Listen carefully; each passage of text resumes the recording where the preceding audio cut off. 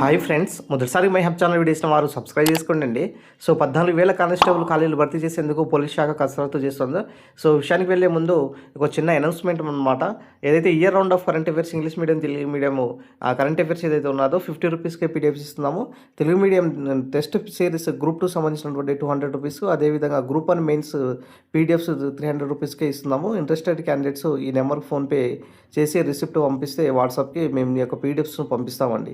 So ఇక్కడ చూడొచ్చు, 14,000 constable ఖాళీలు భర్తీ చేసేందుకు పోలీస్ శాఖ కసరత్తు, ఆర్థిక శాఖ ఆమోదం కోసం ఎదురు చూస్తున్నారనేసి ఇక్కడ ఇవ్వడం జరిగింది. రెండేళ్ళలో 17,000 మందికి పైగా రిటైర్మెంట్, హోమ్ డిపార్ట్మెంట్లో సిబ్బంది కొరత, హైదరాబాద్ కమిషనరేట్లో 5,000 ఖాళీలు అనేసి ఇవ్వడం జరిగింది. సర్కార్ గ్రీన్ సిగ్నల్ ఇవ్వగానే నియామక ప్రక్రియ స్టార్ట్ చేస్తామనేసి కూడా ఇక్కడ చెప్పడం జరుగుతుందండి. దాదాపు కూడా 14,000కు సంబంధించినటువంటి నోటిఫికేషన్స్ అయితే ప్రభుత్వం దీనిపైన కసరత్తు చేస్తుందనేసి ఆల్రెడీ డీజీపీ గారు చెప్పడం జరిగింది.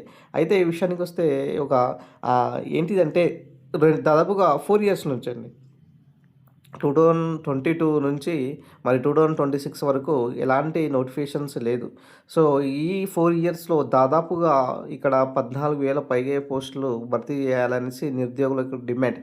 ఫస్ట్ స్టార్టింగ్లో 20,000 వరకు భర్తీ చేయాలనేసి, అదేవిధంగా ఏజ్ రిలాక్సేషన్ సంబంధించినటువంటి విషయం గురించి ఇక్కడ చెప్పడం జరిగింది. చాలామందికి మరి ఈ 4 ఇయర్స్ కనుక నోటిఫికేషన్ లేనందువలన వాళ్ళ యొక్క ఏజ్ అనేది పెరిగిపోయింది, అనర్హతకు అయ్యారు. కాబట్టి ఖచ్చితంగా ఏజ్ రిలాక్సేషన్ పెంచాలి అనేసి చెప్పడం జరిగింది. అదేవిధంగా 2 ఏళ్లలో 17,000 మందికి పైగా, గత 2 ఏళ్లలో 17,000 మందికి పైగా సిబ్బంది ఉద్యోగ విరమణ పొందినట్లుగా నివేదిక కూడా చెప్తున్నాయి. 2024 8,000 మంది, 2025 9,000 మందికి రిటైర్ అయ్యారు.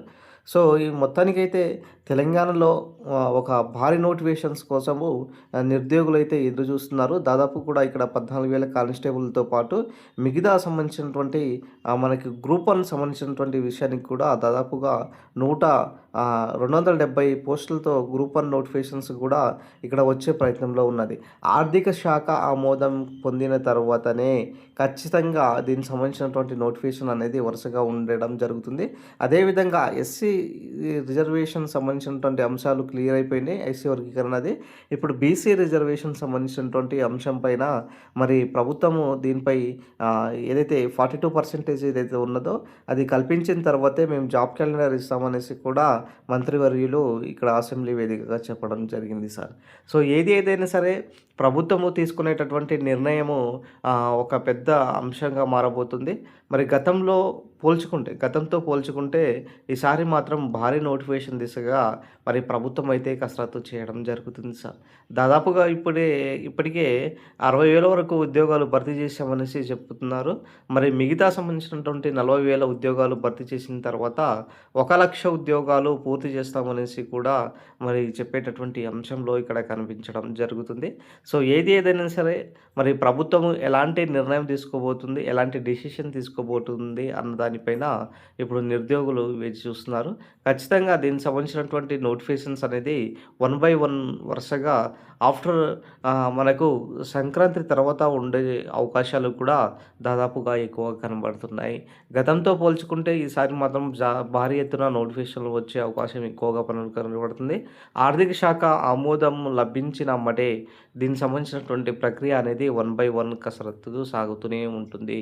మిగతా సంబంధించిన డైట్ కాలేజ్ లెక్చర్ సంబంధించినటువంటి మోడల్ స్కూల్ అయినా సరే, డిఎస్సి సంబంధించినటువంటి ఖాళీల రిటైర్మెంట్ల సంబంధించినటువంటి విషయానికి ఏదైనా సరే, మిగతా సంబంధించినటువంటి ఏదైతే గ్రూప్ 2, గ్రూప్ 3, గ్రూప్ 4 అదేవిధంగా మిగతా సంబంధించినటువంటి పోస్టులకు సంబంధించినటువంటి విషయానికి కూడా మరి ప్రభుత్వం అయితే దీనిపైన కసరత్తు చేయడం జరుగుతుంది సార్. సో ఏదైనా సరే నోటిఫికేషన్ అయితే ఖచ్చితంగా వస్తుంది. మీ ప్రిపరేషన్ అయితే ఖచ్చితంగా చేసుకోండి sir. Thank you friends, thank you and